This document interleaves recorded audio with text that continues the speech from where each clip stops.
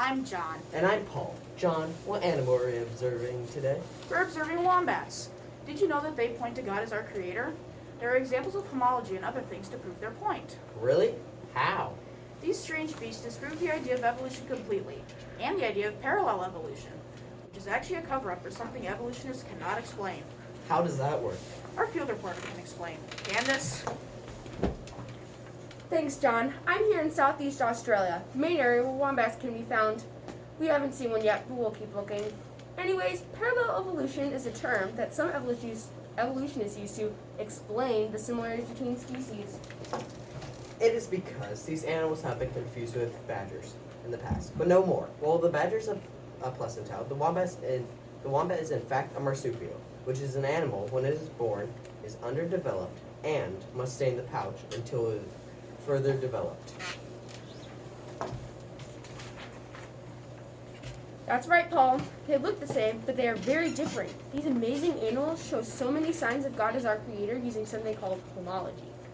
This goes back to the similarities between the badger and the wombat. Evolutionists noticed that the similarities between the badger and the wombat can't use common ancestry to explain them. Badgers and weasels, along with many others, all come from a common ancestry as evolutionists explain it. But the marsupial versus placental modes are just too complicated for common ancestry to explain. So they made up parallel evolution or convergence. This means that the animals developed in similar habitats, they evolved similarly to adapt. This is faulty reasoning. There are other animals with these similarities that get the same reasoning from evolutionists, but the chances of the similarities are incredible. Assuming that they all happen by chance as evolutionists explain it. Oh, there's one right here. Steve, are you getting this?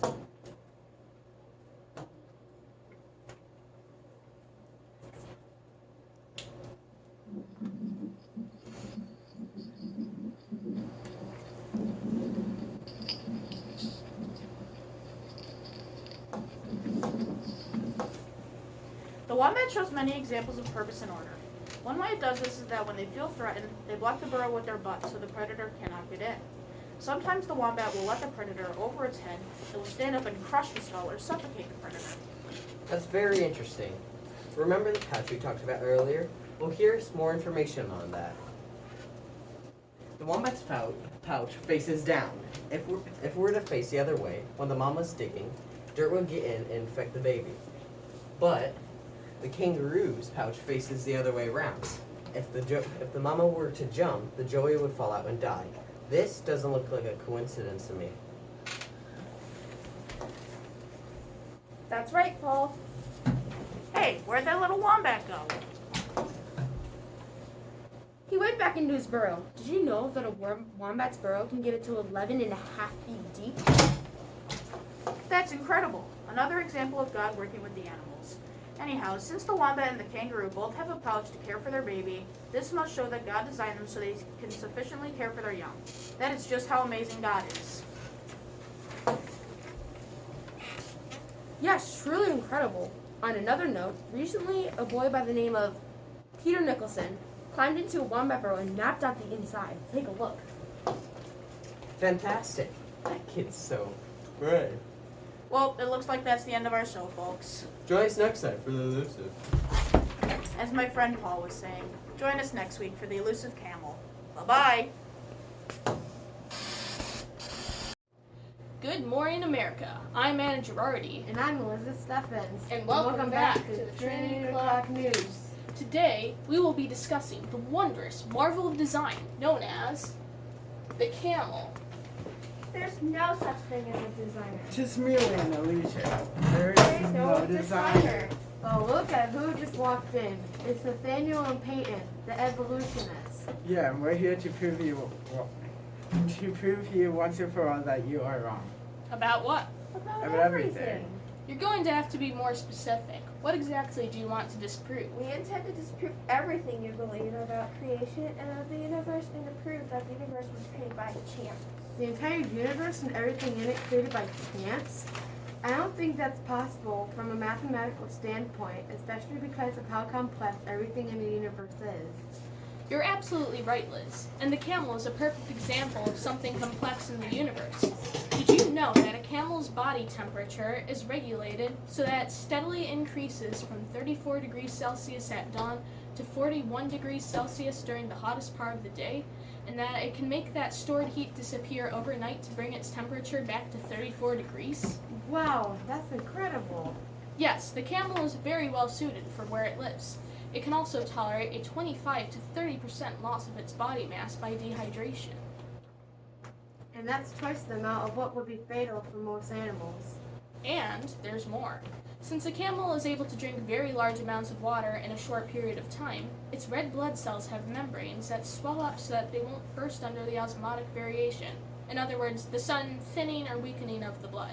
So, Peyton and Nathaniel, you mean to tell us that the sophisticated, finely tuned design features of this extraordinary creature came about by mere chance? Well, of course it's not that complicated. Yeah, the camel obviously had to undergo several mutations over the course of millions of years before it could become as complex as it is today. I'm sorry, but your argument isn't very convincing, seeing as though mutations destroy information and are very, very rarely helpful. Well, what about the foot pads of the camel which prevent them from sinking into the sand? Is it likely that it was a result of a mutational mistake? Well then, that would be one instance of a helpful mutation. However, according to the laws of heredity, the downhill changes that mutations bring are causing the camels, as well as other species, to become closer to extinction as they lose their genetic flexibility. And this is coming from the laws of heredity, not the theory of heredity. Huh? What's the thing? And the What about natural selection and evolution? That's a little off topic, but let's hear what you have to say. Natural selection and evolution have helped the camel survive to this day. llamas, camelus, ricugana, all evolved from a common ancestor. What about...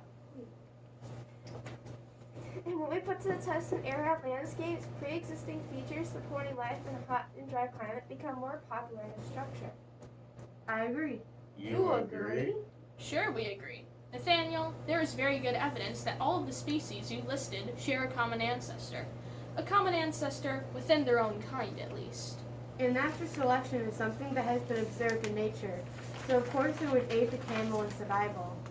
However, one thing that has never been observed in nature is one species evolving into another species, which is what you believe happened with the camels and everything else. Ed, I think they may be right. Possibly. Maybe we need to rethink this. Thanks for having me on the show. Thank you for coming. That's all the time we have for today.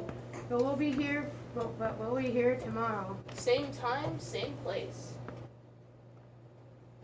Thank you for watching the Trinity O'Clock News. Breaking news that the killifish have been found living in various types of highly polluted water. Researchers have also found that sensitive mutations could be found in some of the killifish living in non-toxic waters. The killifish mutations were already present in the clean water population. Killifish can be found in the Atlantic coast of the USA and Canada. One example that science supports creation for killifish would be the mutations change the killifish and make them able to survive and move around in toxic and polluted environments. The killifish refutes evolution because the mutated killifish is still the same species as non-mutated killifish. These killifish are populating across the coast. Researchers have also found that there are 1,270 different types of species of killifish. These killifish have very bright colors, but now they have caught a mutation that makes them immune to this pollution. These fish are usually 1 to 2 inches, but the largest species is 6 inches. You will most likely see these killifish moving in pairs. You will hardly ever see them alone. However, these killifish have a minimum water temperature, which is around 68 degrees. More news just came in from the researchers. It seems like the male killifish are a little bit brighter than the female killifish. Killifish heads are rounded, flat, and their teeth are pointy and curved. Killifish are predators and eat other fish for food. They will eat any fish that is big enough or small enough to fit in their mouth. These fish live. Yes, these killifish are aggressive sounding, but researchers say a lot of people have these fish as pets, and some killifish change colors. These extraordinary types of fish also live for about 2 to 5 years. These fish also live in shallow and tropical waters. They are naturally schoolfish when they are in the wild. These fish cannot be placed with other fish because they will attack them. These skillfish are truly amazing as a part of science and show an example of creation in many ways. These are a beautiful way to show off God's creation and to show off how much nature affects us. See you next time on Outside Edition. Good evening, everyone. It's Channel 7 News. This is Janice speaking. Today I'm here with Janelle, Chanel, and Jerome. Hello, today we'll be discussing motors in the South. Chanel discovered an article for children called Motors in the South that teaches them about cells and how everyone has to have a breeder. The article relates cells to motors. It also talks about the trillions of ATP synthesis motors inside of us. I really think this is a great article for young adults and children. Here are some facts about these motors.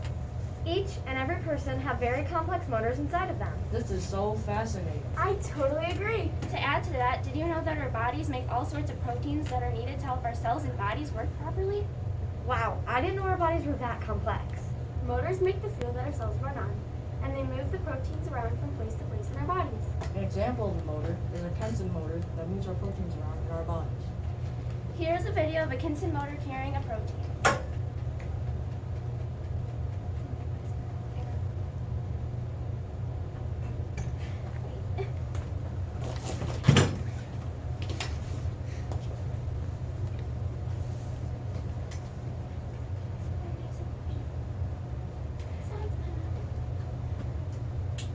System. Proteins have to be delivered to the correct part of the cell to perform their intended functions. This animation, based on a lot of clever research over a number of years, shows how it happens.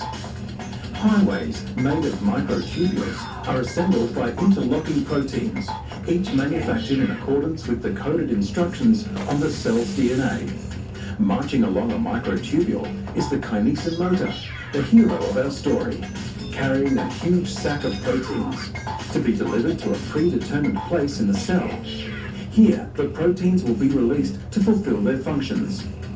A kinesin linear motor uses 1 ATP to provide the energy for each step and takes 125,000 steps to cover 1 millimeter.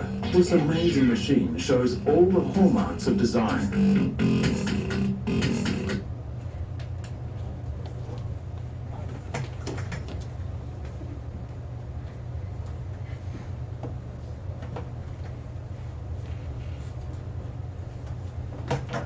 Wow, so that tiny thing carries a protein all around in our bodies? Yeah, isn't that amazing?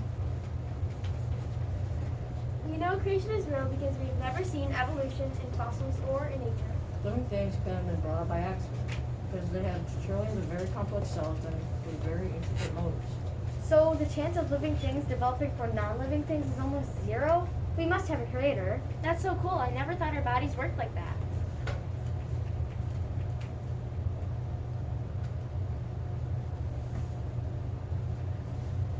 An entire team of engineers spent hours working on a nano motor. We have billions of motors inside of us, so a human could have not created living things. And we couldn't have been created by accident. Therefore, we must have a very skilled creator. That creator must be God. Whoa. Well, that's fascinating. Oh no, it looks like we're running out of time. Well, we'll see you tomorrow on the Channel 7 News.